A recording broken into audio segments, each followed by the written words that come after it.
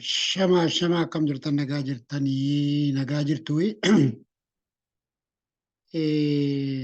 Waan keenya kun hin callisne soo jedhan nama hin callisiisu. Yoo hin dubbannes jedhan immoo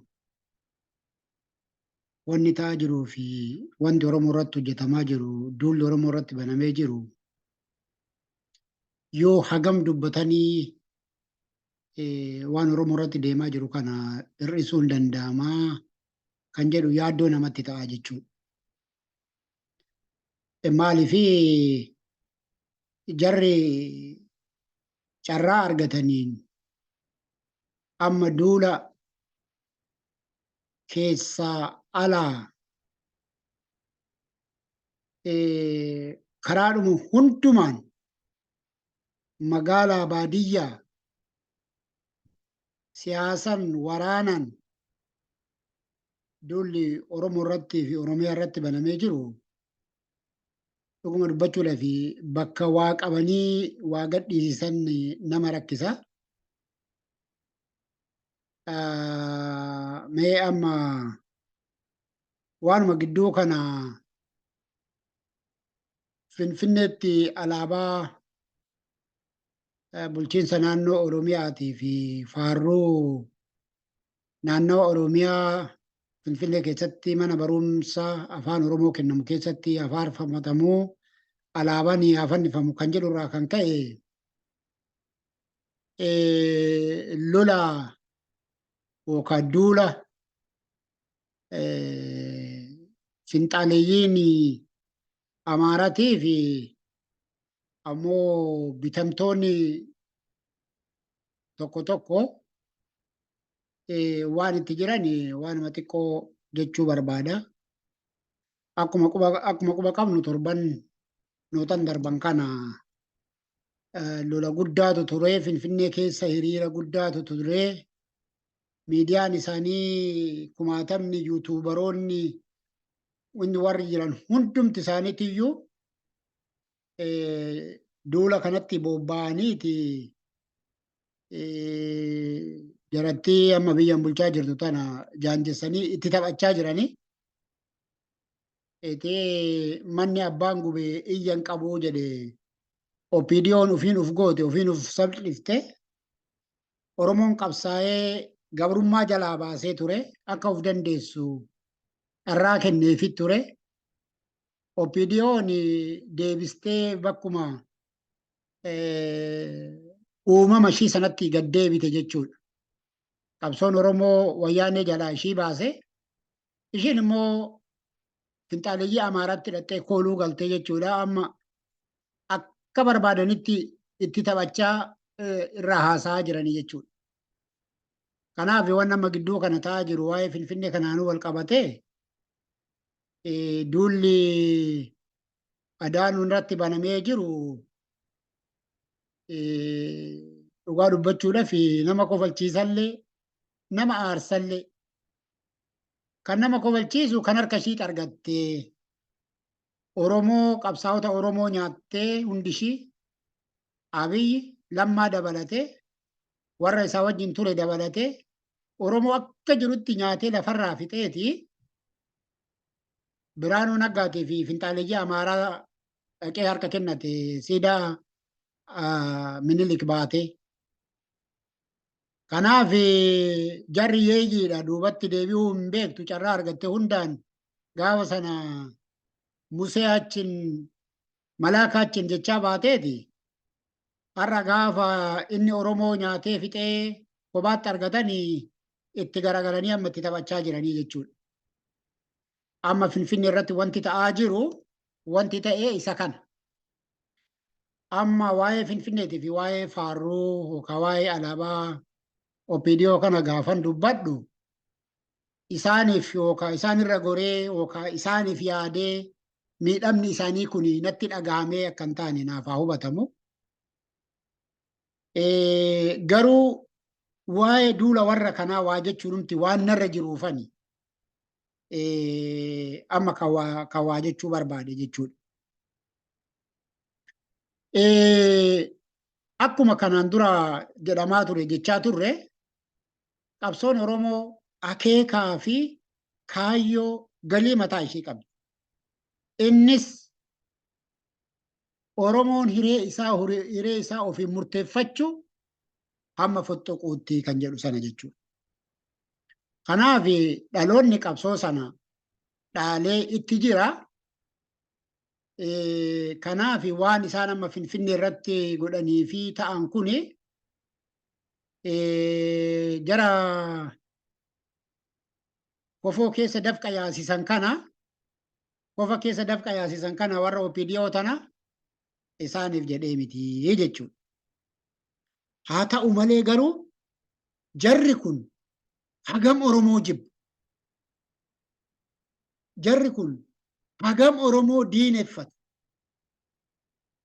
Dhugumaan bakkuma fedhe haa dhufu haa jedhanii Madaagaasii dhuferree haa jedhanii bakka Madaagaaskaarii dhufe jedha sanallee haa ta'u achumarraallee dhufee Oromoon isaanii wajjin biyya sana keessa biyya isaanii haa jennu akka isaan jedhan kanatti wajjin jiraate akka kanatti itti duulama, akka kanatti jibbama, akka waan Oromoon bari biyya biraati dhufee koloniin qabachuudhaaf alaabaa biyya biraa qabatee addunyaa biraatirra cufaa addunyaa tanarraa uumati Maarsii biraatirra pilaaneettii biraatirra akka dhufeetti duulame jechuudha. Duulli baname kuni akkas maal jibbi kana fakkaata. Mee waan gidduu kana deemu laala Itiyoo 360 Habtaamuu Ayyaaluu fa'aa Ermiyaas Laggasaa fa'aa akkatti isaan haasa'an laala. Garaan isaanii gubatee cincaanii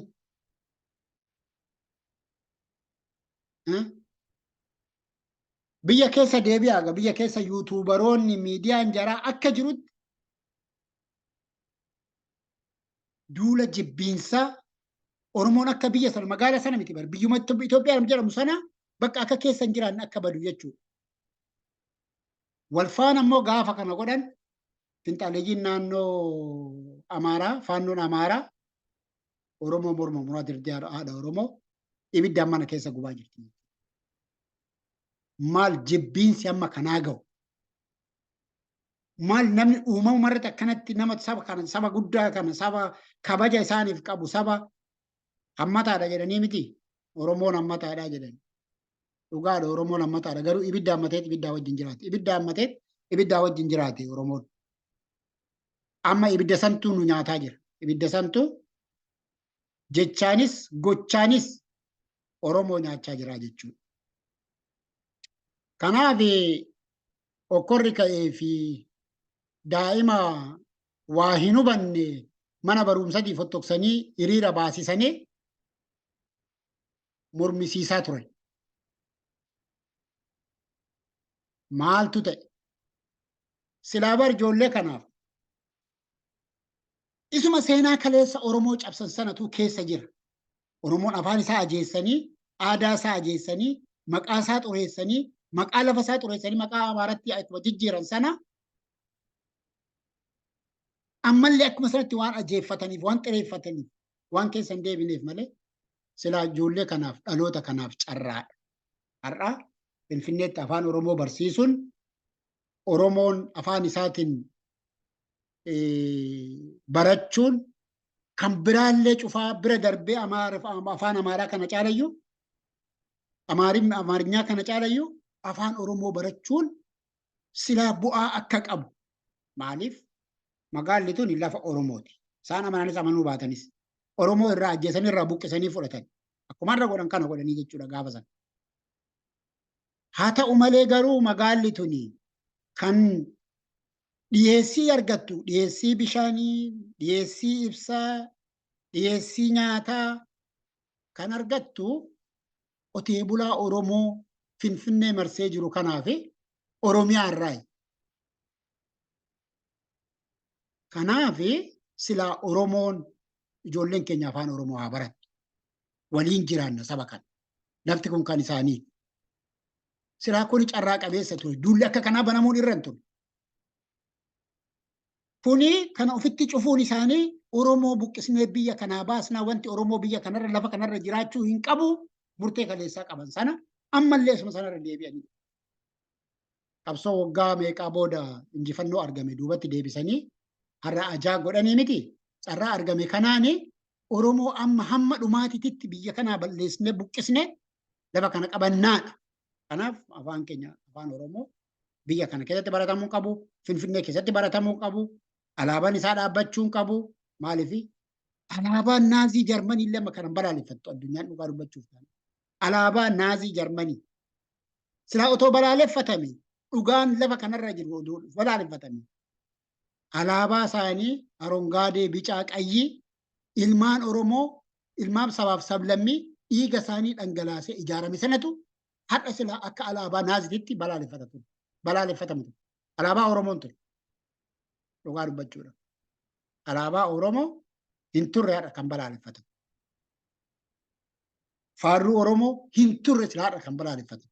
Bakka kana kan balaaleffatamu alaabaan arongaadee bicaa qayyii biyya sanaa alaabaan Itoophiyaa jedhamte suniifi Itoophiyaatu balaaleffatamu. Maal goona geenye silaa har'a ishii gubnee silaa ibiddatti naquu kan irra ture Oromoon alaabaa biyyattii sanaatiif Itoophiyaa jedhamtu tana gubee biyyattii sana haxaa'ee baasuun irra ture. Dagatamnee uf dagnee seenaa haaraa nutti deebisaa jiran. Kuni kanaan haa ta'u kan nama ajaa'ibutu immoo akkuma sirna kaleessaa sana isa Oromoo maqaa Oromoof hin qaban Oromoodha ofiin jedhu as gadi baasuudhaan Oromoodhuma innumti akka xureessu taasisuudhaan duulli kan isaanii duulli garuma hundumaani kallattii hundumaani har'a duulli kan jiru jechuudha. Itti banamee jira jechuudha. Kun amma maal nama agarsiisa? Bara 1880 keessa Oromoo Tuulamaatii fi Arsii lafarraa duguugan sana fidee fuula keenya dura kaa'ee jechuudha. Amma bakkuma kana jira. Bakkee kana jiraachuu isaa Oromoon wanta akka duubatti deebi'uu hin qabu. Shakkii waa tokkollee qabaachuu hin qabu. Dan maaltu ta'uu qabaa? Sirna kanaa fi warra sirna kana ittiin qabatee deemuu fi finxaaleeyyii Amaaraa ergamtoota teenyaa wajjininu buqqisuu qofaatu iyyuu furmaata jechuudha. Gaafa sana 3-9 dhufu. 3-9 gaafa sana hojiirra oolfachuu dandeenya jechuudha. Uummanni keenya 3-9 sanarratti hirkatee biyya ofii hiree ofii murteeffachuu biyya ofii. Amma kan taa'ee mataan na dhukkubu namicha Wandimmuu Ibsaa jedhanii kun Wandimmuu Ibsaa maali? Wandimmuu dukkanaati malee wandimminnatiin isaanii isaanumaaf wandimminnatii haa ta'uu fi waanuma inni miidiyaan yuutuubariin biyya sanaa tokko isa nafu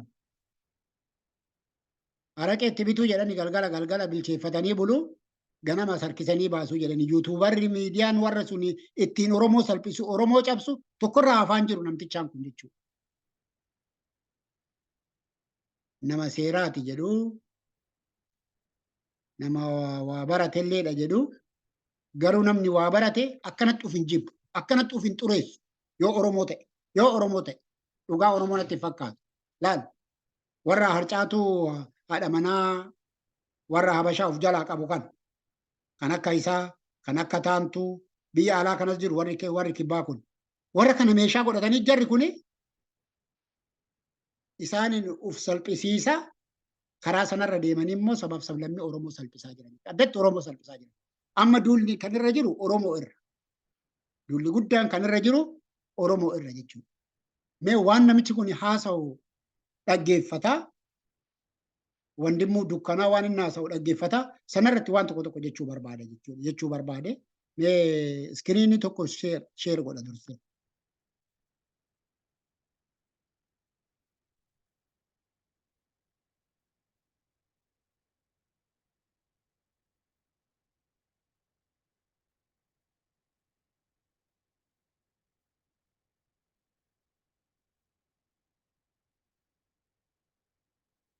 የምንወያይባቸው እርሶች ከዚህ ቀደም ሰሞኑን እንግዲህ ያወዛገበው ሚዲያን ኩን የኔታ ጀዳማ ከምንዳ ከፈሉ ፊ የኔታ ከናፊ ወንቶታ ከነፈ ፈካታ ዩቱበሮኒ ባየቱ ጅራኒ ከነንዳ ከነከ ስዩም ተሾማ irratti ኦሮሞ ቁንጭሰን ኦሮሞ አረብሰን የኔታ ጀዳማ አገፈዳ ኦሮሚያ ክልላዊ መዝሙርን ተመለከተ የመዝሙር ደራሲ ነኝ ያሉ ግለሰብ በተለይ መሐመድ ሰው በሚዲያ ወጥቶ አነጋጋሪ ሎክ አካቲ ጋዳመ ባሌስ ነመ ጥኔሱ ላላ ነሚቻ መሐመድ ቆጴ ጀደም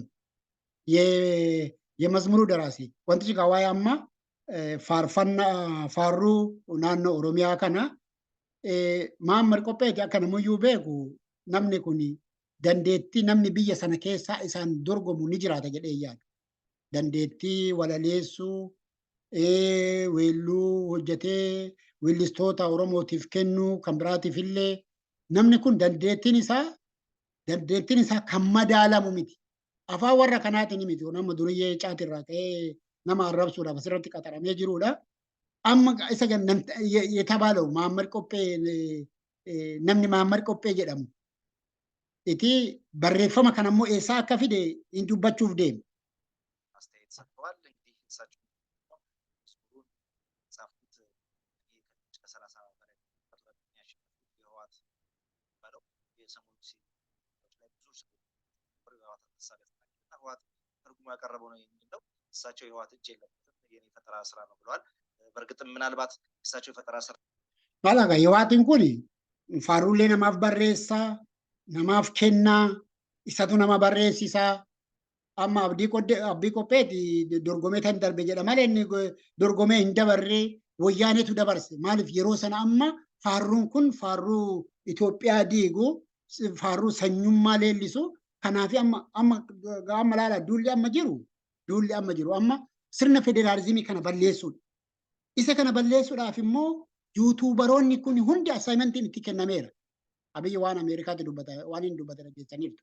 Warra amma marii biyyoolessaa jedhan kanaanirra ka'anii hojiin isaanii seera kanallee jijjiiruudhaaf irratti hojjetu. Seera kanallee hin qoratu. Seerri kuni maalinni bu'aansaa maalinni rakkoon isaa kan jedhu hin qoratu.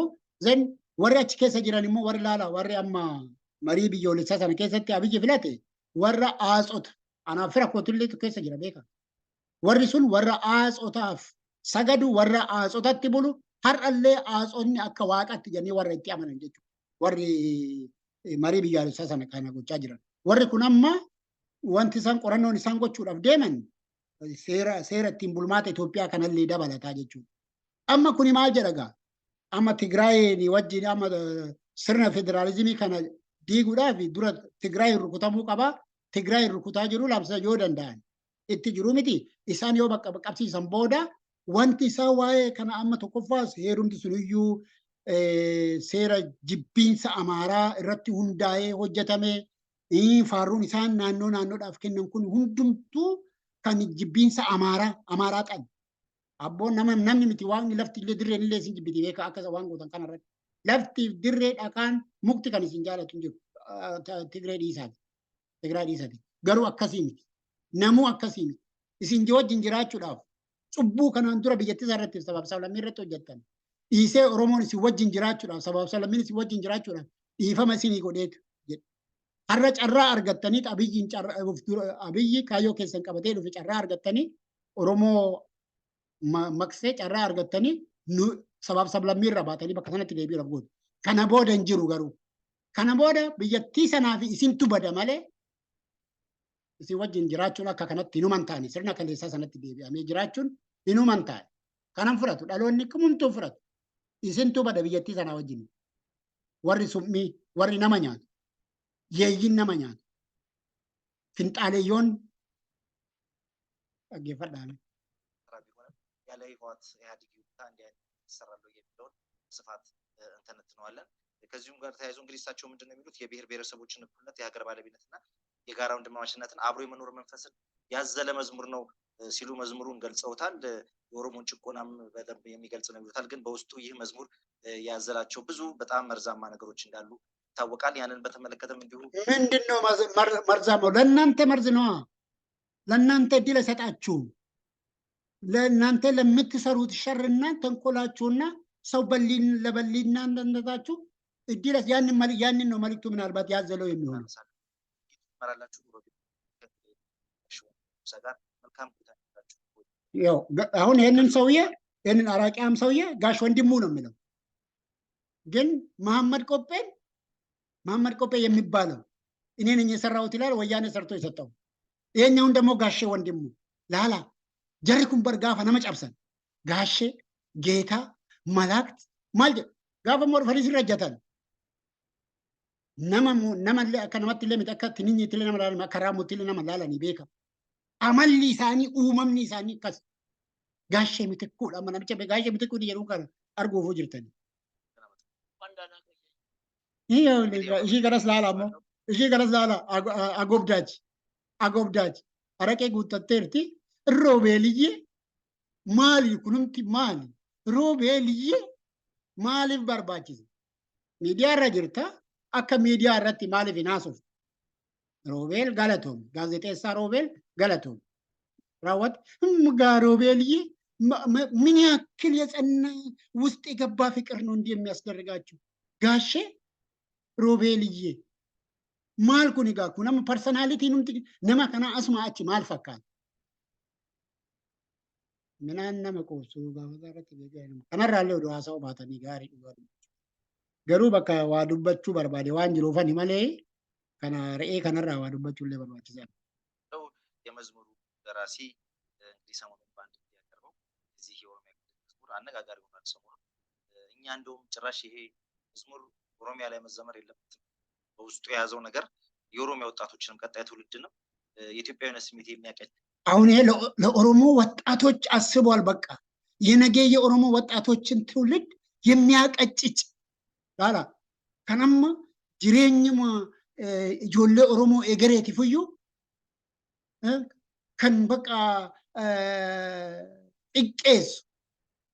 xiqqeessu sama akkan guddanne taasisu akkan qaroomne taasisu oromoodha yaadeera galaalama bakkanatti waa'een oromoo faarfamee oromoon leellifamuun oromiyaan leellifamuun በቃ ያቀጭጫል፣ ጭንቅላታቸውን ያቀጭጫል። ለምን አጼዎቹ መዘመር ያለበት ስለ አጼዎቹ ስለነሱ ስለ የአማራ በላይነት ዋዬ ሳኒት ከፋርሞን ዮሰነንታን ቀጨጨ ማለት ነው። አኩማ ከነ ጀደኒ አፋን ከኛ ጨብሰኒ ዮ አፋን አማራ ማለ አፋን ገረ ብራ አፋኒ ሚቲ ጀቺ ገረ ብራ ቁቤን ገረ ብራ ሚቲ አማራ ፊ አማርኛ ዮቴ ማለ አማ ይሰከነ ኑቲ ማጅራቱ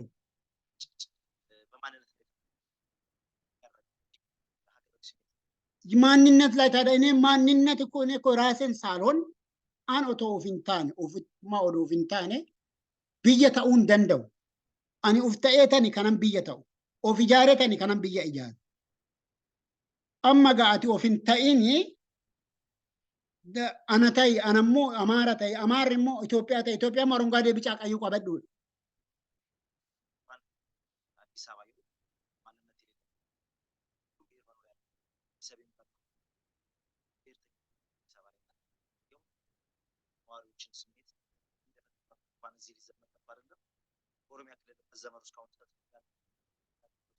ሎክ አም አስ ፍንፍኔት ሚቲ ፋርፋሙን ከንረ ቱሬ ፍንፍኔ ደዩ ሚቲ ኦሮሚያ keessatti ዩ ፋርፋሙ ሂንቀቡ ኤኙ ከሙርቴሱ ኢሳንቱ ሙርቴሳፍ ኦሮሞዳፍ ኦሮሚያዳፍ አሙርቴሱ ኤኙ ኢሳንቱ ሙርቴሳፍ ኦሮሚያ ዋ ፋርፋቹ ቀቡ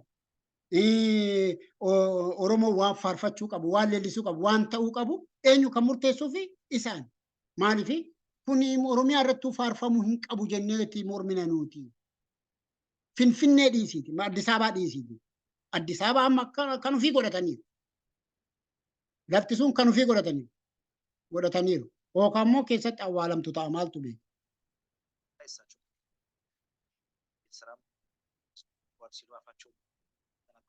አለና በእነዚህ ጉዳዮች ላይ እናደርጋለን። እሳቸው እንግዲህ ራሱ ከዚህ በፊት እንደገለጽ ነው ሌሎችም ሰዎች እንዳነሱት የህዋት እጅ አለበት ብለናል። እሳቸው ግን ይህን መዝሙር የጻፍኩት እኔ ነኝ መዝሙሩን ከ30 በላይ ተወዳድረው ወደ 38 ሰዎች ተወዳድረው አሸንፊያለሁ ነው የሚሉት። በእርግጥ ማንኛውም የሀገራዊ መዝሙር ሆነ የክልል መዝሙር እንኳን ቀርቶ አይደለም ሌላ ማንኛውም ጽሁፍ ሲካሄድ በአንድ ትምህርት ቤት ደረጃ እንኳን ተወዳዳሪዎች ባሉ ውድድር የሚካሄደው ግን ውድድሩ የተካሄደበት መንፈስ እና ምናልባትም ደግሞ ያንን ውድድር ያወዳደረው የቀድሞ ኦህዴድ ወይም ደግሞ የህወሓት ኢህአዴግ ኦሮሞ ወረቀና ወጅኑ ለካ ሜጠማ ሰባማ ከና ጀደም ህወሓት የሚፈልገው ሀሳብ ሳይንጸባረቅ የመዝሙር ተሸንፏል እሳቸው በጣም ጽድዋለው ብለው እኔ ግን በጣም የገረመኝ ነገር ግን 27 ዓመት የት ነበሩ እነዚህ ሰዎች? ህወሓትን እንዲህ የሚጠሉ ከሆነና እንዲህ አክሮ ለምን መስዋዕት ሆኖ ራሳቸው ልክ የኦሮሞ ልጆች መስዋዕት ሆኖ ኢህአዴግን እንደገረሰሰው እነዚህ ሰዎች አሁን እነዚህ ሙጃላሞቹ አሁን ለምን ያኔ ታግሎ ወይ እንትን አላስወገዱም? የት ነበሩ ያኔ? ዛሬ ምን ተገኘ? ይህንን የሚመልስልኝ ሰው ቢኖር ደስ ይለኝ ነበረ በእውነት። በእንደዚህ እኮ አሁን በሚናገሩት ምላስና እኮ በሚሆኑት ሁኔታ ወያኔ 1 ዓመት መግዛት አትችልም ነበረ። በዛ ነው የት ነበሩ ያኔ? ይህን ሁሉ እንግዲህ ዓመት 27 ዓመት ማለት ቀላል አይደለም። 27 ዓመት አንድ ልጅ ተወልዶ ተምሮ ተመርቆ ስራ የሚይዝበትና ቤተሰብ ምስት ትዳር የሚመሰርትበት ነው 27 ዓመት ማለት። ይህን ሁሉ እነዚህ አሁን አክራሪ አማራዎች የት ነበሩ? እነዚህ የአጼ ቅራቅንቦች የት ነበሩ? 27 ዓመት የት ነበሩ? ይሄ ብቻ ነው በቃ አሁን ጥያቄ የሚሆንብኝ። በተለይ ይሄ 3 ዓመት ይሄ ድንጋይ ሰውዬ እዚህ ከመጣ ወዲህ ማለት ነው ያው ፕራይም ሚኒስቴር ተብዬ እሱ እዚህ ከመጣ ቀን ጀምሮ ወደዚህ ከመጣ ወዲህ እዚህ የተፈለፈሉት 27 ዓመት የት ነበሩ? የት ነው የነበሩት? አሁን ይሄ ላይ አሁን የምናገረው አሁን በተለይ አሁን ይሄ የምናገረው በዛ ወቅት አሁን እንትን የሚያደርገው ይሄን ልጅ ይሆናል ወይ እንትን ሊሆን ይችላል፣ አልተወለደም ሊሆን ይችላል።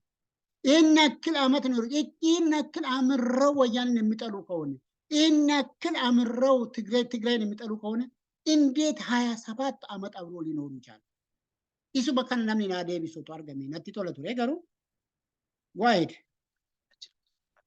የጻፉት ራሱ በህወሓት አባዞች ጻፉት አያረጋግጥ የሚሆን እሱ እንነሳና እንግዲህ ከመዝሙሩ እሳቸው የሚሉ ከመዝሙሩ ውስጥ ተነጥሎ ሀሳቡ ወጥቶ ሌሎች ሰዎች ዘንድ ጥላቻ እንዲዘመትበት ተደረገ እንጂ ሀሳቡ በጣም የተዋጣለትና የኦሮሞ ህዝብ ጭቆናን ይገልጻል ነው የሚሉት። በእርግጥ እሳቸው እንደሚሉት እንዲህ አይነት ሀሳብ አለው? አመሰግናለሁ ሮቤልዬ። በመጀመሪያ ደረጃ እንግዲህ ከነገይፈቹ ኦብሰን አስከኑ ዋቂ ሮቤልዬ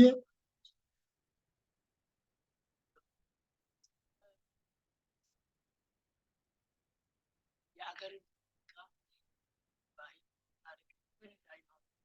የሚያካትትና በመረጃ የተነገረ ስለዚህ አሁን ክቡር አቶ መሐመድ ቆቤ ያቀረቡ መቋሚያ እንትኑ ከማለቴ በፊት በመጀመሪያ ደረጃ ተምትቻለሁ። ምክንያቱም ነገር ከሰው ውሃ ከጥሩ ነው። የኔ መታረም አለበት መሆን የለበትም ያልኩት የእሳቸው የኦሮሚያ ብሔራዊ ክልላዊ መንግስት መዝሙር 16 እንትኖች አሉ መስመሩ 64 ቃላቶች ድረስ በመላ ኢትዮጵያ የሚሰራው ስራ የህወሓት እጅ ከሌለበት ወይ ደግሞ ህወሓት አይቶ ይለፍ ካላለ በቀር የሚያልፍ ነገር ስለሌለ አንድም ካሉኝ ከህወሓት ደንበኞችም ፓርላማው ምናምን ከማገኘው ባለፈው ምን ያደረክ ፓርላማ ሆነ? ፓርላማ እኮ ያኔ እኮ ለነሱ ነበር እጅ ስታነሳ የነበረው። ይሄ ሰው ያው ፓርላማ ነበርኩላል። ፓርላማ እንግዲህ በየት እንደገባ እግዚአብሔር ይወቅ። ወይ ኦፒዲዮ ነበረ ወይ ሳምቲንግስ ያኔ ታዲያ ይሄን ያክል እኮ እንትን የሚያመር ከሆነ እሱ ራሱ ምን ያክል ነው ቲፒኤልኤፍን የታገለው ወያኔን የታገለው? አሁን እንደዚህ እንትን ፍርማ እነዚህ የጽንፈኞችን ፍርፋሪ እየለቃቀመ እንትን የሚለው የት ነበረ ያኔ? አልሰማንም እኮ የጥብቅና ስራ ሲሰራ ነበረ የምናውቀው እንጂ ታግሎ ወጥቶ ወያኔን ሲጥል አላየንም። የእነሱን ክፋት ሲናገርም ያየነው በአብይ ዘመን ነው የዚህ ሰውዬ። ከዛ በመነሳት ይሄ ነገር ኦሮሚያን የአማራ የዘጠኝ ሁሉ ብሔራዊ መዝሙር ዓላማውን አውቆ ሆን ብሎ ተከበሩ አቶ መሐመድ ኮፔ በቀንነት ተዘጋጅቶ አምናቸው። ነገር ግን እነሱ የሚፈልጉትን ስላገኙ ነው ያሳለፍኩ ለማለት ነው። ለሁሉም ወደ ግጥሞቹ ልምጣ። የኦሮምኛን ብዙዎቹ ኦሮምኛ ተናጋሪዎች ስለሚያውቁ የአማርኛ ትክክለኛ ትርጉሙ ትክክለኛ ነው። እኔ ከ20 ዓመት በላይ ዘምራለሁ አዘምራለሁ። የኔ ተቃውሞ እዚች ላይ ነው። የ100 ዓመት እድፍ በደም አጥምንልሻለሁ። ያላ ስንት ዓመት እንግዲህ ዘምሯል አዘምሯል። ዛሬ ነው የታየው ማለት ነው። ይሄ መዝሙር ትክክል ነው ብሎ ያለበት ቀን አለ። ላላ ወጋሜ ፋርፈዴስ ፋርፈቺሴስ ይየድ ሜረቢ ይራቲ ሀረ ጉዛ ወረ ፍንጣለየ አማራቲፍ ጋፈ በውከነቲ ሙልአቴ ጋፈ ዱራ ሰነ ጀቸ ተኮ ሳታው ለማሳታው በኬ ከነ ስሬሳዳ ጀዴ ቡልቺንሰ ናኖ ኦሮሚያ ጋፈቴራ ኢራካሳ ጀዴራ በሬሴ በላለፈቴራ ነም በሬሳ ጀዴራ በሬሳዳ ጀዴራ ማሊፊ ሀረ ጉርሻቱ አርገሜ ካዋን አፋን ጎደተሙቱ አርገሜ ጀራ ከነ ብራይ ፍርፋራ ሳኒቱ ብራ አርገሜ ከናፊ ኢሰ ፉልዱራ ቀበተኒ ዱፈን ጀት ነው። ይሄንን በሙሉ እንዲያነሱልኝ እጠይቃለሁ። ካልሆነም ለአድማጭን ግልጽ አደርጋለሁ።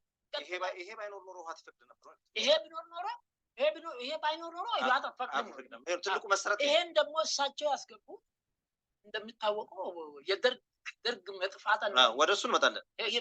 ግጥሙን ልጨርስ ሰው እንዲረዳ፣ በተለይ አማርኛ ተናጋሪው። ግጥሙ መዝሙሩ ሙሉ በሙሉ ጸረ ህዝብ አይደለም። ሙሉ በሙሉ አልተቃወምም። የሚቃወመው ይችን ብቻ ነው። ነግራለሁ። 16 ምንድን ነው መሰለኝ? ምንድን ነው 16 ምንድን ነው መስመር ጋር የቅድመ ነገር 16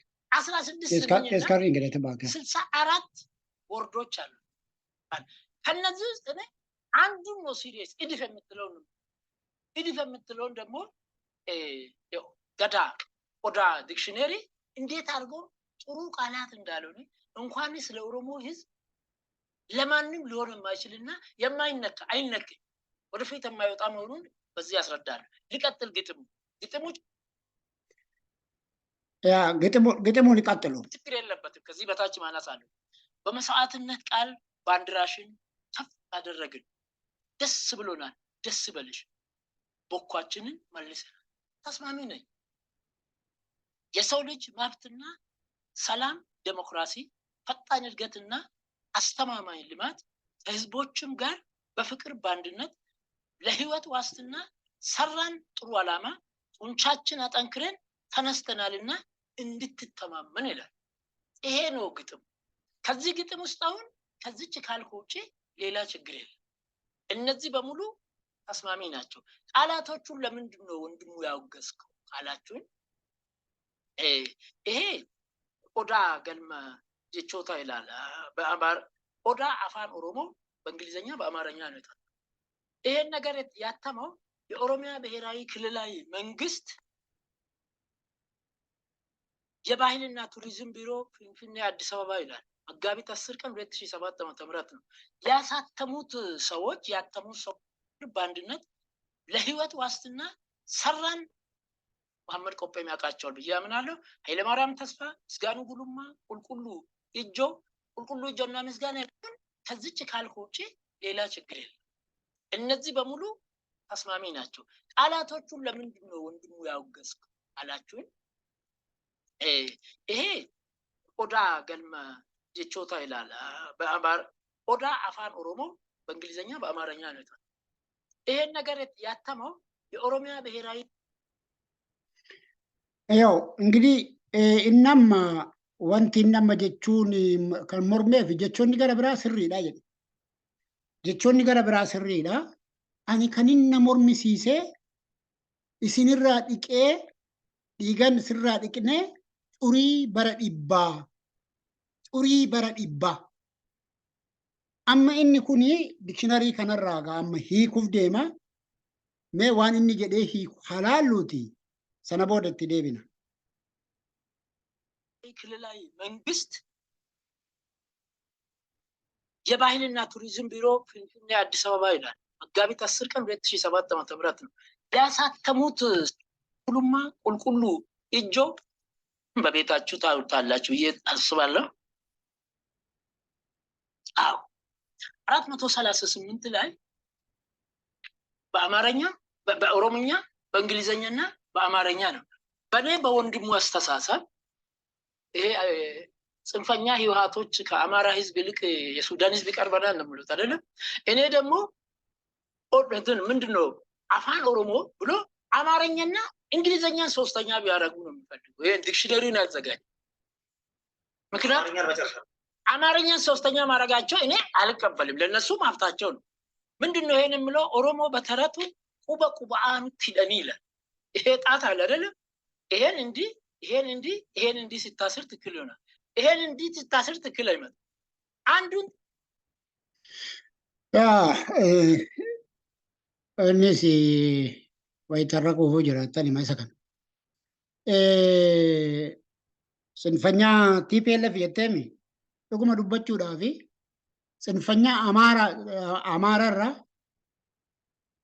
finxaaleeyyii amaaraatirra finxaaleeyyii arabaa oromoodhaaf wayyaara. Finxaaleeyyii amaaraatirra finxaaleeyyii arabaa maaliif akkanatti gara jabinaan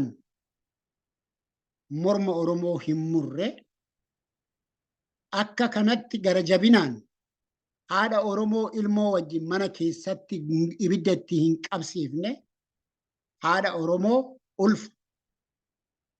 Kanaaf finxaaleeyyii amaaraa irra finxaaleeyyii arabaa suudaanii miti bar arabaa suudaan nu daangesiti isaan nu wayyi. Siif immoo har'a araqee siif bitanii harcaatu sitti funaananii zan isaantu sii wayyaa mirga keetatillee kanaafillee mirga kooti. Isa kan afaanii isa jette afaan oromoo xaansee ingiliffa amaariffa sadaffaa godhanii jetteemi ani immoo odoo taate amaariffa achirraan haqa. Jecha hiikaa qabullee miti, jecha barsiisaallee miti, afaan barsiisaallee miti, afaan sabni itti baratee itti guddatullee miti. Garuu seenessa sobaatiin boochatti irra qaanqaa dirgoota. Seenessa sobaatiin afaan ta'eera afaan kun biyya sanatti. Oromoo irratti sabaaf sablammii irratti fe'ameera afaan kun. Seenessa kijibaatiin, seenessa sobaatiin. Afaan isaaniillee, qubeen isaaniillee. Tokko kana inni gara biraa. Afaan oromoo akkan guddanne afaan ingiliffaas haa ta'u afaan arabaa afaan suwaalii dhiibbaa nurratti hin goone. Kan afaan oromoo akkan dubbatan akkan hin barreeffamne cuqqaalee balleessee namni afaan sanaan bulla salphatee arrafamee tabtaabbaa jedhamee afaan amaaraatiin kan dubbate qaanfatee mana barumsaa dhaabee mana barumsaa dhiisee barumsarraa toobbatee maaliif waan afaanicha qajeelchee dubbachuu dadhabeef arrafamee salphatee jechuudha. Kanaaf afaan oromoo afaan amaaraa qara kaa'u miti. Tokkoffaa afaan sana biyya sanarraa hin balleessu. Lammaffaa galmee sanarraa hunaqa galmeedhuma waan oromoo ilaalaturra yuu galuun isarra hin jiru afaan kun qabsoon ilmaan oromoo gootummaa tokko. Sittani maaliif afaan oromoo ukkaamset afaan oromoo balleesset afaan kun afaan ta'e. Afaan ta'uun irra hin turretu afaan ta'e afaan oromoo balleesset afaan oromoo cunqursee balleesset sabni isaa afaan isaatiin akkan dubbanne salphateeti afaan kun afaan ta'e biyya sana keessatti.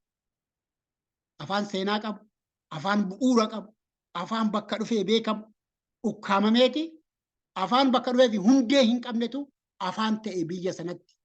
Waan finxaaleeyyiin qawwee hidhatteef qofa bara sanii finxaaleeyyiin bara sana.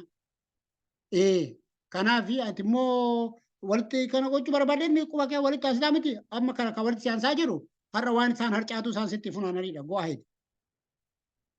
ከአንዱ ጣት ስታስብ ኦሮምኛ፣ አማርኛ፣ እንግሊዝኛ፣ ስዋሊኛ፣ ፈረንሳይኛ የሚባል ኤኒዌይ ስኮለሮች እየሰጡት ነው። ሶስት ትርጉም ነው ያለው። ይሄ ጥሩ የሚል እዚህ መጽሐፉ ላይ ተቀምጧል። አንደኛው የተተወ የማይነካ ነገር የማይጠራ ቃል የማይጠራ የማይነካ በፍጹም የተከበረ ነው። በኦሮምኛ በእንግሊዝኛ to be avoided ታቦ ማይነካ ማለት በማህበረሰቡ ዘንድ በጣም ሪስፔክት የሆነ ማለት ነው። ይሄ አንደኛ ትርጉሙ ነው። ሁለተኛ መንስትሬሽን ፒሪድ ይላል። የወር አበባ ነው። ጡሪ ማለት መንስትሬሽን የወር አበባ ነው። የሴቶች አይነከም። ለጉም ምሉት ይሄ ነው። አንደኛ ለጉም የተካዋ የማይነካ የማይጠራ ቃል ጽውር። ሁለተኛ ደግሞ መንስትሬሽን ፒሪድ ነው። የወር አበባ ነው። ሶስተኛ ለጉ አለ። avoid to eat certain kinds of food.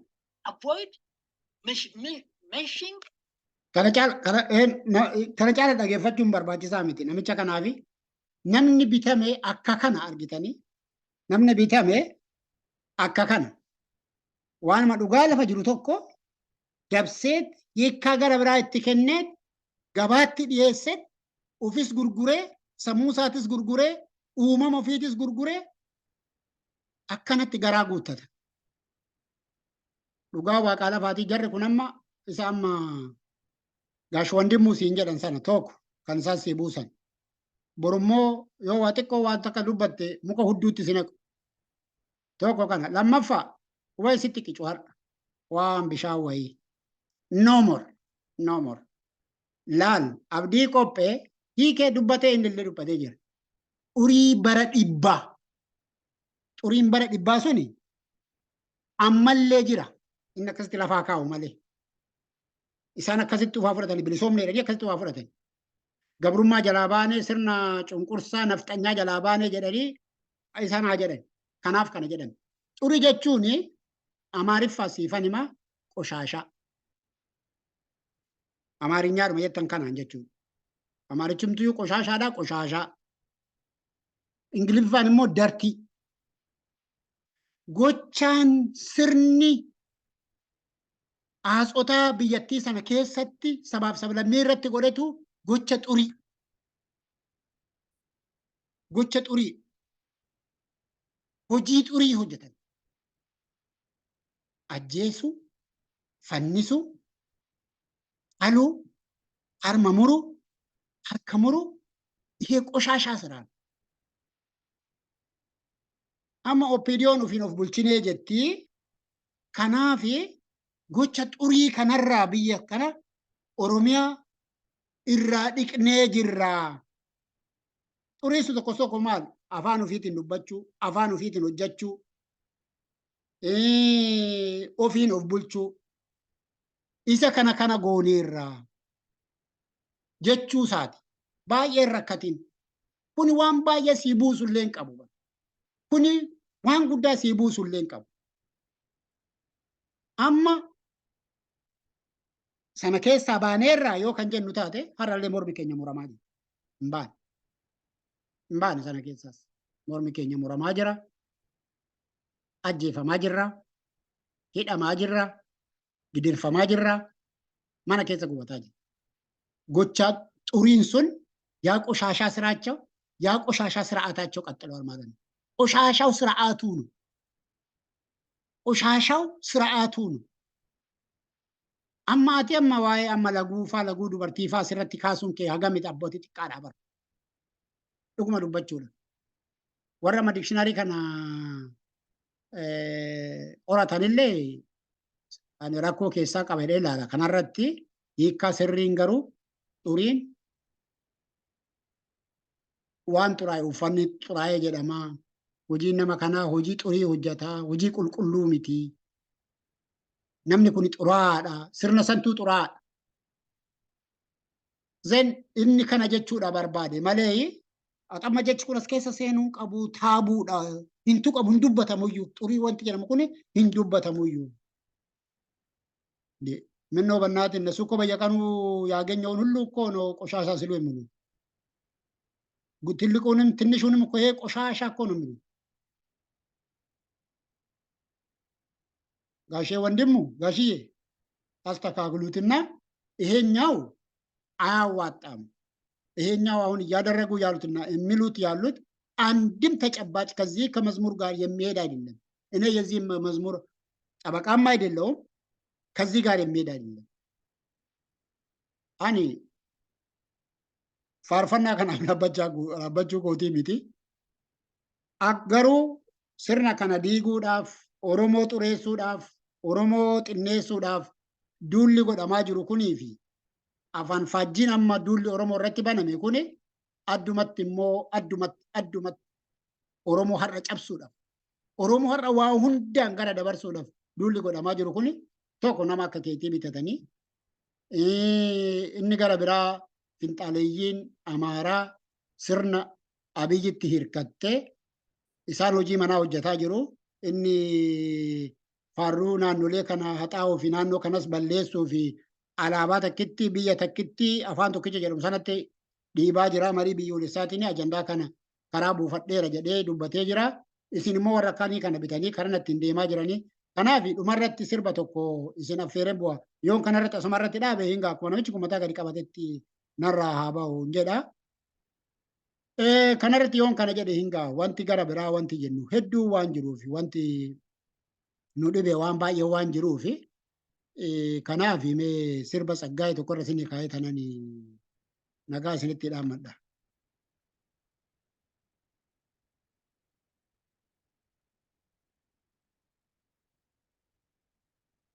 Namicha kanaaf deebii gaarii ta'a jedheetiin ni yaada. Namicha kana ibsa sirbi kun.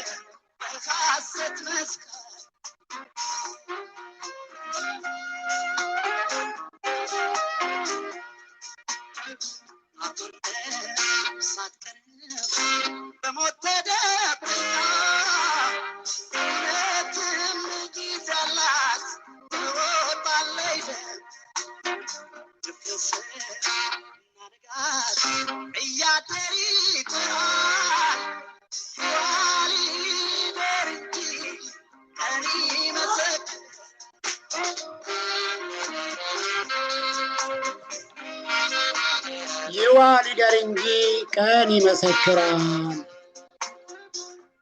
ያለው እዚህ ላይ ላብቃ። እግዚአብሔር ይስጥልኝ።